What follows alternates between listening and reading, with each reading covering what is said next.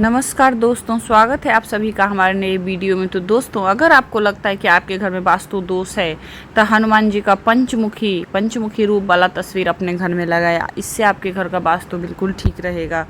और दोस्तों, अगर आपको अपनी मनोकामना पूरी करने के लिए हनुमान जी की पूजा करनी है तो आप इस रूप में बैठे हुए इस रूप में हनुमान जी की पूजा करें, इससे वो आपकी मनोकामना ज़रूर पूरी करेंगे। दोस्तों, अगर आपके घर में कोई बीमार रहता है, दोस्तों बार बार कोई ना कोई बीमार हो जाता है, तो ये वाला तस्वीर लगाए जिस पे लक्ष्मण बूटी लेकर के हनुमान जी जा रहे हैं। ये तस्वीर लगाने से आपके घर में जो भी बीमारियां होगी, अगर कोई बार बार बीमार पड़ जा रहा है तो वो स्वस्थ हो जाएंगे। ऐसे हनुमान जी की आप घर में पूजा करें। दोस्तों, अगर आपका कोर्ट में कोई केस चल रहा है या आपको विजय प्राप्ति नहीं हो रहा है, बार बार आपको असफलताएं मिलती हैं, तो हनुमान जी की ये जो झंडे वाला तस्वीर होते हैं दोस्तों, ये जो झंडा लेके हनुमान जी जा रहे हैं, ये वाला तस्वीर आप अपने घर में निश्चित रूप से लगाएं।